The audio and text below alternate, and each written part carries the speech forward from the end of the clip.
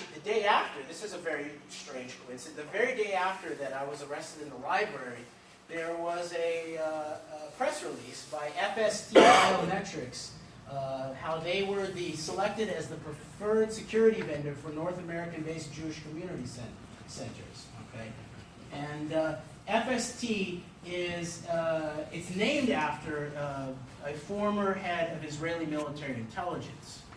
This is what they do is they develop software that tracks people while they're in motion, including the way that they move, including the way that their face looks. This is an example of the way they're talking about it. The man who started it, his name is General Aharon Ze'evi Farkash, and it's FST is based on Farkash. So they said Farkash would visit the Erez checkpoint from Gaza into Israel, and he saw that the Palestinians were standing in the queue to enter Israel for 4, 5, or even 6 hours, explained Melamed, who's a press spokesperson for FST. The reason was security. The military was trying to make sure that no one was passing through the checkpoint was a terrorist or on a watch list. So, let's look at the board of FST. And every time that we saw these articles about FST in the Kansas perspective or the Kansas City perspective, we would always mention the shooting at the Overland Park Jewish Community Center. So here's the board. The chairman of the board, Avi Naor, you might know him from Amdocs, I believe. Does it say that? Is he from Amdocs? I believe he is from Amdocs, yeah. So he headed up Amdocs. Amdocs is a key Israeli-owned communications system that's tied very much into the Israeli spying networks surrounding September 11th and more. There's the founder, the former Major General of the military intelligence, Amman.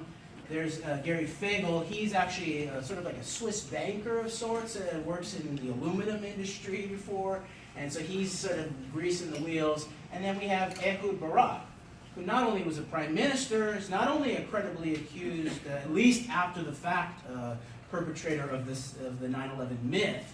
He's going on BBC the morning of and telling us what we needed to know that this was going to be a global war on terror. It was going to be a long time. This was bin Laden likely. American troops were going to be on the ground all over the world. But he's a former head of Israeli military intelligence. Okay, so this is now who's been brought in to police or to identify people operating at the very least at this point in all of our Jewish community spaces. Okay. Yeah.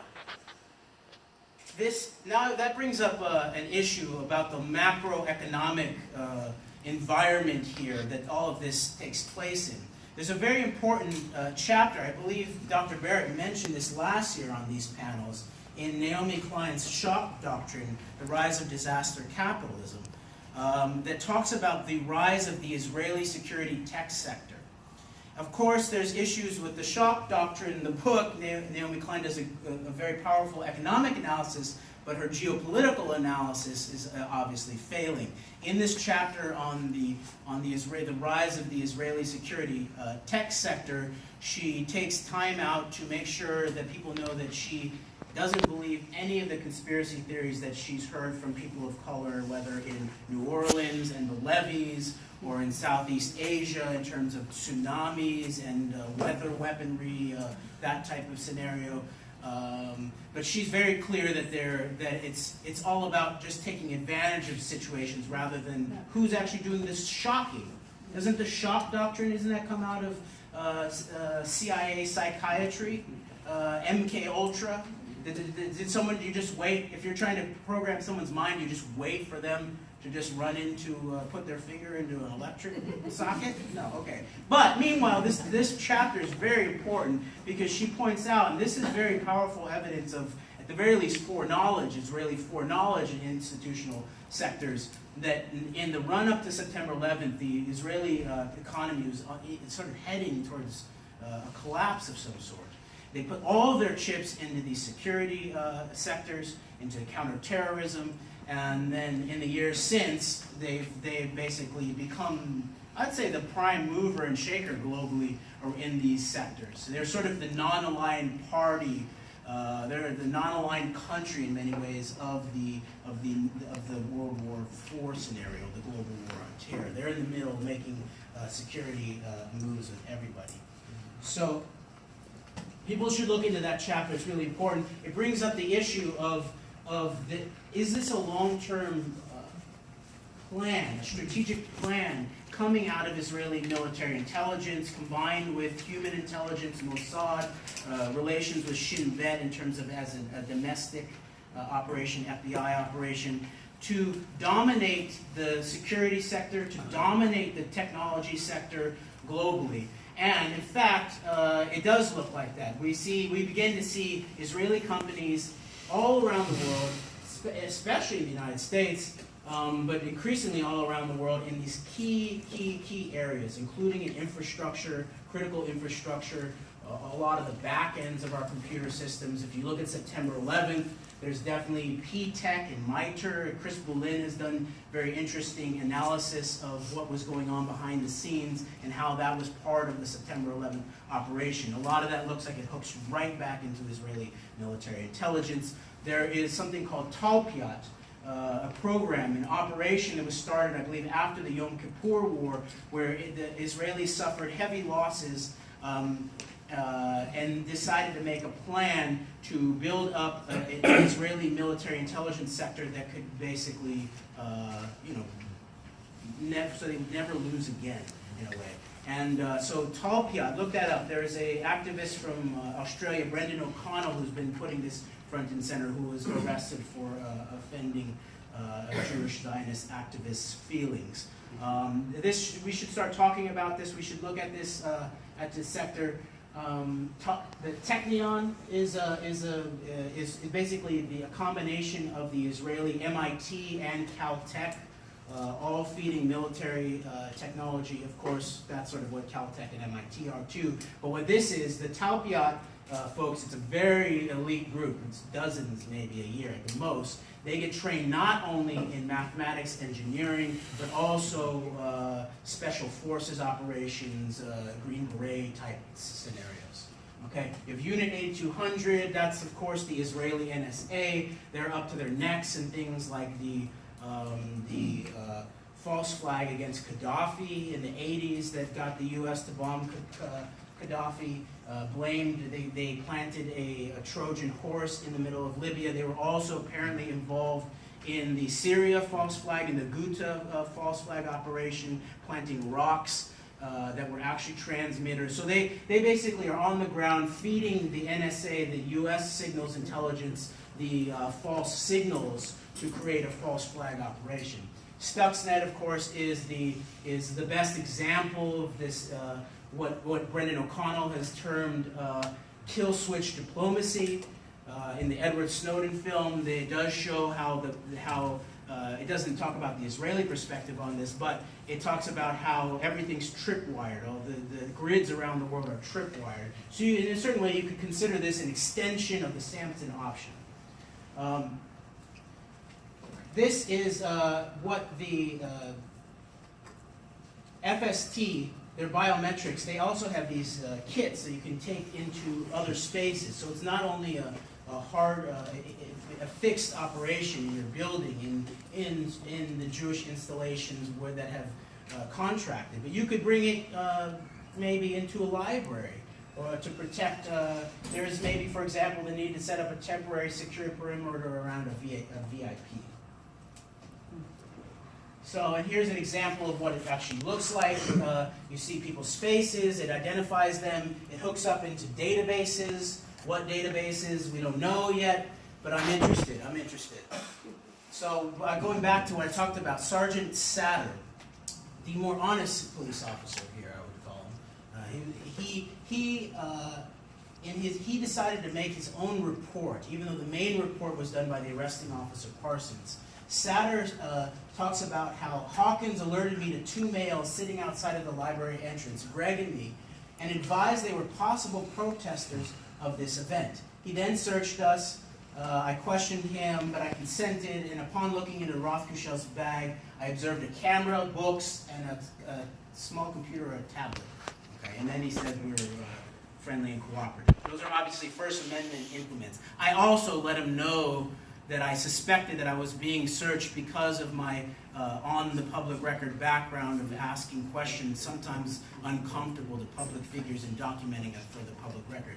Here's Saturday, coming into the action. This is sort of interesting. I've never seen a police officer enter into a scene with his hand on his chin. I think he had second thoughts about where all of this was going. He had affirmed and confirmed my right to ask difficult questions in public places, but he then went and followed orders and mashed up the librarian Stephen Woolfolk. So he's honest, but still followed orders. So we have room to grow. So here's an interesting thing. This is from a Mondo Weiss article where Phil Weiss reported on this. And then in Discovery, we got back some of Parsons' notes on the side. I think he should start a blog. I think it's interesting to sort of see the mind state of the arresting officer. He talks about I'm described as a documentarian. I'm obviously I'm a documentarian. He says no, he's just a peace activist with a long history as an agitator. So I guess we're still in the Cold War and maybe the Russians sent it. No, it's not agitator.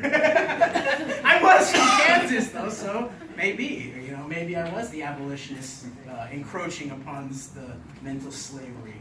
So then he says, and it says, I'm a Jewish American. Phil Weiss, to his credit, actually printed part of my question. Almost no other outlet in the country actually printed the nature of my question. He says, I'm not real sure on that. Many activists do make such claims, having never been to a synagogue or participated in any ritual. FYI only. I'll spare you dropping my pants to show you evidence of my bris ritual. I'll spare you the pictures of my bar mitzvah. I'll spare you the pictures of our Hanukkah celebrations. But this brings up the question of identity eventually. But he says he's unabashed about that he's gone to. I said both these guys, Parsons and Hawkins, have backgrounds in counterterrorism and have in recent years been to Israel for security conferences and training. He's unabashed. True statement. There's nothing to hide about this. So there's no PCs, no problem in the patterning of his mind for Israeli political ends and then coming and policing an American library. Here's a code. Look at this bias code, 21 here. We didn't even know. I didn't even know this happened until months later. He tagged me with an anti-Jewish bias code. He not only denied my Jewishness, he then tagged me with my trespassing charge. So I trespass because I'm maybe it's self-hating Jewish trespass bias. Okay. So this is the Kansas City Fusion Center. This is where Parsons was the liaison to. I believe he worked out of there. He has since he doesn't work there anymore. He's still on the beat, but he's not in the Fusion Center. I want to offer up an alternative question about the identity, about Jewish identity. I didn't know that Jewish identity was a part and parcel of this. I thought this was mainly about the problem of state-sponsored terrorism, specifically the Israeli state-sponsored terrorism. But I did ask a question on False Flag Weekly News with Kevin and Tony about maybe this was not only about speech, press, and assembly, but maybe this also had to do with contention about religion. So I just want to propose, I'm early in my research, but I want to propose the Haskalah, the Jewish Renaissance, the Hashkalaki, as an alternative approach to Zionism. And actually, it was before Zionism. Zionism replaced the Jewish Renaissance. The proposal by the Jewish Renaissance, the Hashkalakis, was that Jews should get much deeper into Hebrew, they should get much deeper into the core of their religious traditions, and at the same time, they should remain a loyal diaspora to their own native countries, wherever they lived. That seems to me that seems like the smartest thing to do. Okay, this is about press. What was the nature of press in relationship to this? I was sensitive about this. The lawyers are sensitive about doing press. I told some close colleagues like Kevin and Tony that this had happened before publicizing it. But my wife Lori and I, who I should recognize here for being my wing woman here, we're both and not only that, but we met through activism, and we continue to be activists together. And what more could have been asked for? She helped me strategize about how we were going to do the press on this, because decided that although I was most interested in trying to see if we could culture jam the message of 9/11 truth and in U.S. and Israeli state sponsorship of state-sponsored terrorism into the mainstream press, I realized that we needed to expand the base and move into realms like First Amendment, librarians, these types of things. So we worked with Chip Gibbons from what was then the Bill of Rights Defense Council to frame the story. And Chip, I believe, made a very wise decision to frame it about the librarian, Steve Woolfolk, who was a very courageous librarian, to step into the fold. So then it went from there, it went into the local press, and I just want to suggest that there are still local journalists, if you make contact with them, who are looking for a good story, are very, very open and honest, will honor their word about what's off the record, that type of thing. And so far, some of the best details, accuracy, has come from a local Kansas City Star reporter named Ian Cummings. So in wrapping up, Noam Chomsky's book, 9/11,